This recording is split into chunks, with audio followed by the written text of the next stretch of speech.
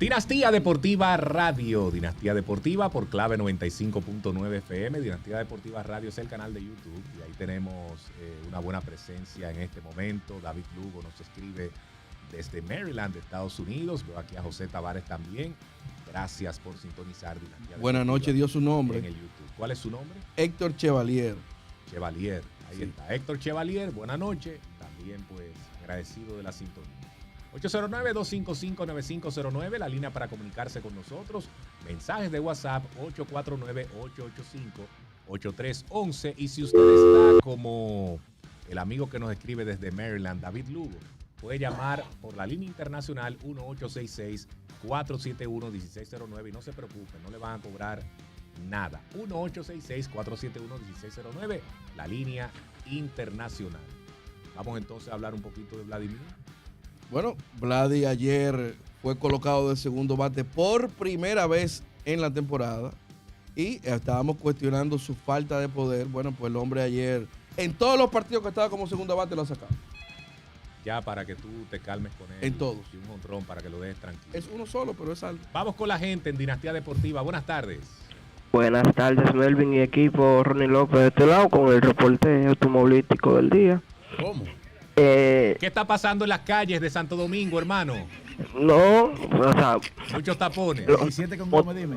27 con Gómez, dime que tengo que pasar por ahí hace un rato. Los motoristas están bien hoy.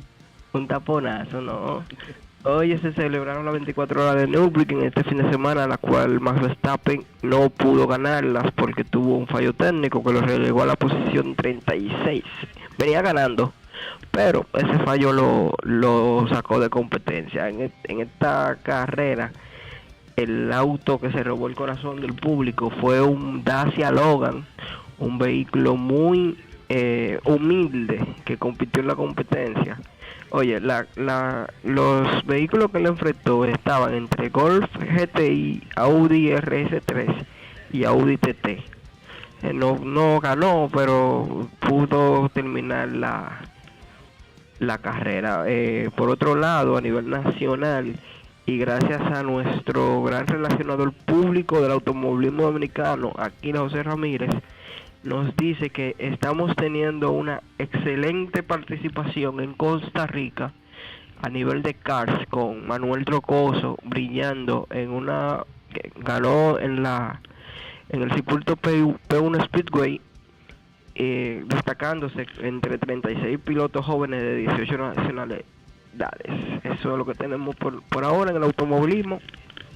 Excelente, hermano, gracias por ese reporte y las calles de Santo Domingo están muy bien. Señores, ¿qué más quieres decir de Vladimir Guerrero?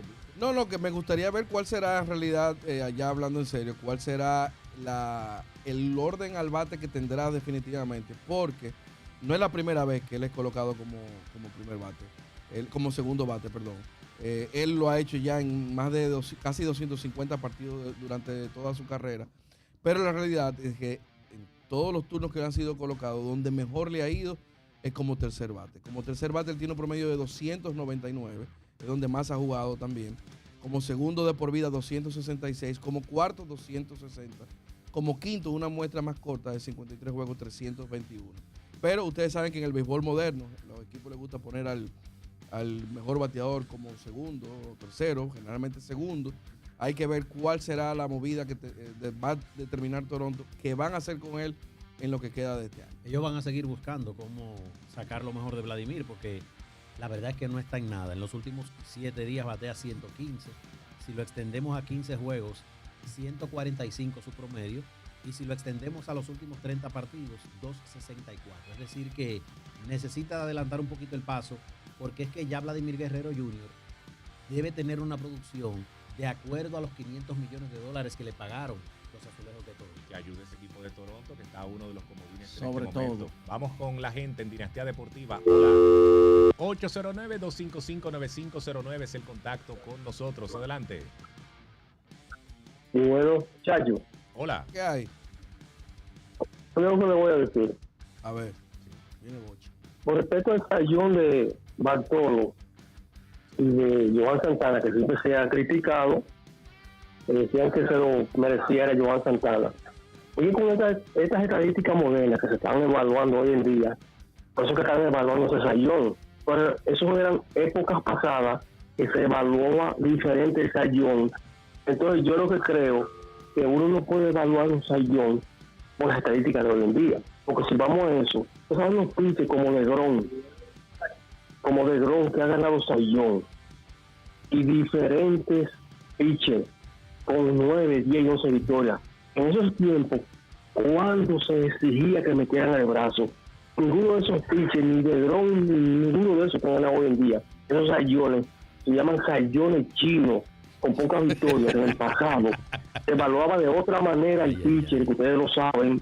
Entonces usted no puede evaluar, para terminar, el sayón de Bartolo y Johan Santana, que se evaluaron con criterios diferentes a hoy en día. Si va a ser hoy en día, claro, se lo dan a Johan, pero eran tiempos diferentes. Entonces, para concluir, decirle, muchachos, a ustedes, que hoy en día, ni de Grom ni los cuatro que están ahí no se le han ganado un sayón si lo han evaluado con las estadísticas como se evaluaba anteriormente, antes de la estadística moderna. Es lo que yo creo. Gracias al amigo por la llamada. En el Mira, 1900, en el 1950, en el 1975, en el 2000, en el 2015, Johan Santana tuvo mejores números que Bartolo Colón. Y lo peor, donde quiera, no importa la época, donde Sí, quiera. eso es verdad. porque en esa época no se hablaba de WAR. Pero lo peor de todo esto es que Johan Santana quedó tercero. hay que darle... Ese- El que hay quedó que segundo comprender. también tuvo mejor temporada, que fue Mariano Rivera. Mariano Hay Para que mí. comprender lo que él dice. Son parámetros distintos. Sí. Y uno no puede evaluar un lanzador con las estadísticas periféricas de última generación que lo analizamos hoy, como se hacía hace 20 años. Por ejemplo, yéndonos a la parte de la ofensiva. Señores, Derek Jeter ganó 5 guantes de oro y solamente la temporada de 1998 y la del 2009 fueron positivas en términos de carreras salvadas a la defensa. Derek Jeter siempre fue un defensor por debajo, bueno, muy por debajo del promedio. Pero no se llevaban esas estadísticas en ese momento. Exactamente, entonces uno no puede evaluar a Derek Jeter con las estadísticas avanzadas que tenemos el día de hoy, porque no lo evaluaron así en su época. Pero yo creo que en su momento, el que era objetivo estaba consciente de que Bartolo no se merecía ese sayón y los otros no merecían más que él. Porque lo único que tuvo fue más victorias que Johan Santana. Solamente. Porque eran los parámetros. Pero la cantidad de victorias de Johan Santana también era una cantidad suficiente para que con los números que 16 y tuvo, 7. con relación a lo de Bartolo Colón, le dieran el premio Sayón. Señores, la efectividad ajustada de Johan Santana fue de 155 frente a 122 de Bartolo Colón. Oye, Pero eso. si no te gustan las estadísticas de última generación, vamos a decirte lo más llano. Johan Santana fue líder de ponches con 238 frente a 157 de Bartolo Colón. Un abuso. 2.87 de efectividad Johan Santana frente a 3.48 de Bartolo Colón. Tiró más innings Johan Santana 231 y 2 tercios frente a 222 y 2 tercios de Bartolo Colón, que por cierto le pegaron 215 hits a Bartolo. A Johan Santana solamente 180, habiendo lanzado más episodios. Nada diferencia en cuanto a rendimiento considerable, pero los votantes Busca los todavía ponches por cada 9 favorecen la entradas, victoria. por favor. Es que es No, pero algo- que Bartolo no llegó a 160 ponches ese año. no, es que es abismal la diferencia. Pero para mí, el peor fue, yo no sé si es peor, pero es muy comparable, cuando Barricito le ganó a Pedro, porque Pedro ganó 20 ese año. Pedro tuvo 24, fue líder de efectividad de la liga, tuvo 239 ponches cuando Barricito no llegó a 190. La efectividad ajustada de Pedro fue de 202. ¿Tú La crees de Barricito fue ¿Tú 158. crees que la prensa le cobró algo a Pedro? Yo no sé. Yo creo que en ese momento sencillamente Se fue la luz. fue la misma idea. El Se fue la Barricito fue líder de. No, ahí no fue la misma idea porque Pedro ganó 20.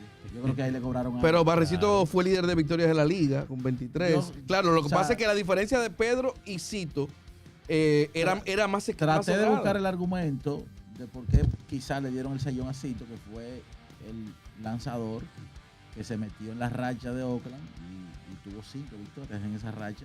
Eso para mí pudo haber influido. Eso pudo haber tenido peso, pero Pedro, como tú dices, ganó 20. Entonces, es posible que Pedro, que tenía malas pulgas en ocasiones con relación a las entrevistas que ofrecía, quizás la prensa le dijo, dale el voto a Barricito. Miren, una vez Sporting News tiró un artículo, ya hace tiempo, hace más de 10 años de este artículo, cuáles han sido los menos merecedores del premio Sayón de la historia, y hasta esa época de ese artículo, el top 10 tenía a Eric Gagné en el ¿De qué 2023 año con los estamos Dodgers. hablando?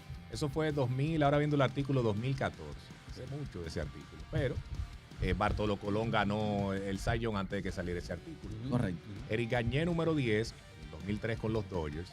Sparky Lyle de los Yankees en el 77, el número 9. Lamar Hoyt en el número 8 de los Medias Blancas en el 83. Bob Turley en el 58 con los Yankees en el 7º. Mike Marshall en el 74 con los Dodgers, número 6. Bob Welch en 1990. 27 ganó ese año. Ganó 27, Pero pero con una efectividad de 4 y pico. entiende, o sea, ese fue un sayón también que simplemente se lo dieron por las victorias, 1990. Ahora 27. Pero en el 92, Dennis Eckersley ganó un sayón. Sí. Ese también, si uno mira la votación y los tipos que estaban compitiendo, como que ese sayón no iba. Early Wing en el número 3 en el 59 con los Medias Blancas. Pete Bukovich de los Cerveceros en el 82. Y nada más y nada menos que Steve Bedrosian como número 1 en 1987 con los Phillies de Filadelfia. Y yo con esa, por eso es que yo critico la votación de esa época, porque es que yo no estoy viendo estadísticas de última generación en esa votación. Es con lo mismo que ellos evaluaban que ese tipo no debía haber ganado un Cy Young. Pero la de Bartolo obviamente no está en esta lista que da Sporting News o que dio en aquella oportunidad, pero estamos claros, ¿verdad?, en que Santana fue superior. Ahora, la semana que viene vamos a tener seguro una conversación en relación al Cy Young y probablemente conversaciones en relación al premio de jugador más valioso, que por cierto, hay que hablar de Murakami en la Liga Americana. Pero antes de Murakami, vamos a alguien que no va a ganar un sayón probablemente, que fue con que abrimos el bloque, y es de Brian Bello. Ay. De Brian Bello, que bueno, tuvo 2 presentaciones que le colocaron un opener, estuvo formidable, una efectividad de 1.35 en esas 2 presentaciones, pero como abridor, ayer fue castigado una vez más. Como abridor tiene 1.5, efectividad por encima de 9. Y un lanzador que quizás uno no esperaba que sea cabeza de rotación, pero sí un jugador, un número 2, quizás número 3 de cualquier rotación, no se está comportando como tal.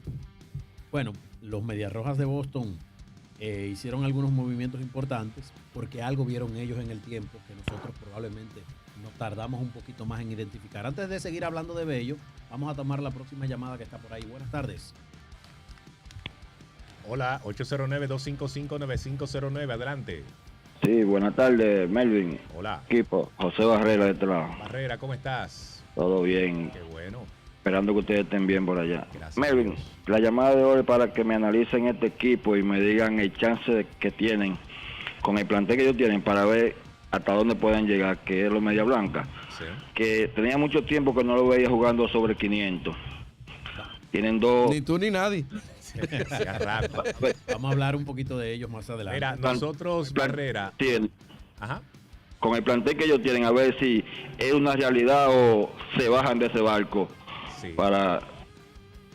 Mira, gracias. Nosotros vamos a hablar de los Medias Blancas, porque la semana pasada hablamos un poquito de los tipos que están funcionando en esa organización, pero hoy vamos a dar una perspectiva del trabajo que ha hecho el gerente general contribuyendo a ese éxito de los Medias Blancas de Chicago, que también merece su crédito, no solamente Murakami y compañía. Miren, hay que hablar de lo que mencionaba Víctor, lo que preocupa de Brian Bello. Viendo las estadísticas y el desempeño de Bello en relación al año pasado, la velocidad de salida de sus batazos ha aumentado prácticamente 2 millas. De los batazos que le conectan a Brian Bello, ha aumentado prácticamente 2 millas. Claro que sí, el hard hit rate ha subido de 39.3 a 42.4. De práctica que lo tienen. Exactamente. Entonces, el porcentaje de boletos por cada 9 entradas ha subido prácticamente un 1% y el de ponches se ha visto reducir en 3%. Eso es mucho, eso es abismal. Y estamos hablando de un lanzador que tiene un stuff completo, cuyo principal lanzamiento de ese stuff es una bola rápida que se acerca a los 3. Para ponerlo en contexto, y la gente cuando hablamos de esos porcentajes, a veces el fanático no... por eso a mí me gusta mencionar la media de la liga. El porcentaje de boletos está en 4.8 y la media de la liga es 2.7. Wow. O sea, y en el caso del porcentaje de ponches, él ha bajado. En el 2024 estaba en 21.8, 17.5 el año pasado, 14.4 este año. La media de la liga es 19.4. O sea, 5% por debajo de la media de la liga. Es preocupante. Y está en peligro el puesto de Brian Bello ahora mismo en la rotación. Tiene que estar en peligro porque Tolley, el novato, ha lucido bastante bien, que era un hombre que no estaba en el panorama. Con el Early también. Con el Early, que en un momento fue el mejor lanzador de la rotación. Creo que también se ha ganado una consideración. Y es inamovible, yo creo, en este momento, tanto Garrett Crochet como el propio Sonny Gray. Crochet está ya tratando de recuperarse de la lesión. Connelly Early, Ranger Suárez, Sonny Gray, Peyton Tolley. Cuando regrese Crochet, el que está fuera de esa rotación es Brian Bello. Sí, porque es que, mira, Suárez le acaban de dar cientos y tantos de millones de dólares. Y después de un inicio lento está Está durísimo. mucho mejor. Crochet es el lanzador que más gana de la rotación. Sonny Gray es un lanzador que gana buen dinero, pero también por su estelaridad y por su desempeño, uno entiende que debe estar ahí. Con el Early también. Y Tolley, el novato, debe estar en un puesto. Entonces, ¿qué pasaría? Yo creo que lo recomendable para Boston es una rotación de 6 ahora mismo. Bueno, lo recomendable es que comiencen a ganar juegos. Ellos están en último lugar ahora mismo y parece que están en un sótano trancado con candado, que no pueden salir de ahí, porque Boston está jugando un béisbol pésimo. Señores, vamos con una nota de voz que tenemos aquí en Dinastía Deportiva. Recuerden, 849-885-8311. Usted, si no puede llamar, envía ahí su nota de voz y con mucho gusto la reproducimos en el programa. Jan, adelante. Buenas tardes, bendiciones para todos. José Barra de este lado. Quisiera dejarle una pregunta, más que una pregunta, para que me analicen el equipo de White Sox. Señores, ese equipo de White Sox no es como los años atrás, que se ve una cenicienta. Ese equipo de White Sox está en segundo lugar. Para que por favor ustedes me lo analicen y me digan qué fue lo que... Esa llamada al aire, así que ya vamos a hablar de los Medias Blancas un poquito más adelante. Pero yo te digo algo, Ale, ellos no necesitan una rotación de 6 cuando regrese Crochet. Bueno, ellos pues tienen entonces, los 5, incluyendo Crochet. Entonces peligra el puesto de ¿Cuándo que Brian regresa? Bello. Crochet creo que tiene que estar listo ya para la próxima semana. Fácilmente. La rotación sería Crochet, Tolley, Sonny Gray, Suárez y Connelly. No, pero ahí a él lo pueden mantener. El que va a sobrar ahí es Brian Bello. Lo Bello. pueden mantener como lo utilizaron y en el aspecto donde él No, fue es que exitoso. como lo utilizaron era teniendo un opener y él lanzando de 6 entradas hacia arriba. Entonces ahí tú tendrías que hacer una rotación de 6 obligatoriamente. Y bueno, yo me imagino que ellos dijeron, el hombre parece que recobró la confianza, vamos a utilizarlo como abridor otra vez. Y la gente se pensará, pero si estaban usando un opener y él como relevista y estaba funcionando, ¿por qué cambiarlo? Bueno, es que a veces no es el modelo que los dirigentes quisieran tener, porque te cambia el manejo del Tienen que estar staff. utilizando un opener, porque si no está Crochet, si tienen a Sonny Gray fuera, entonces tienen que utilizar, agarrarse. ¿Cuál sería el movimiento con Bello? ¿Mandarlo a AAA o cambiarlo? Él tiene un contrato muy grande, no creo que lo envíen a AAA. No lo van a cambiar tampoco. Probablemente tenga que ir a AAA. Entonces probablemente sea de 6. Ellos tienen opciones de mandarlo. Él como opener. Pero con el contrato que tiene yo creo que lo dejarían como pero relevista. digo, dejarlo en AAA.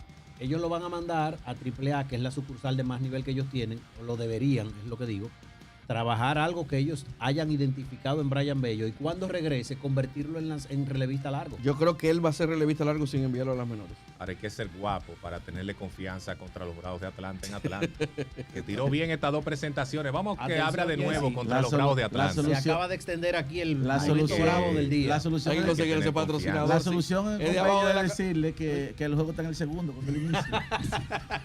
Es que hay que buscar una solución realmente. Bueno, vamos a Otra hacer vez la hablando de los pausa. Bravos. Vamos a hacer la pausa en Dinastía Deportiva. Nosotros volvemos en breve.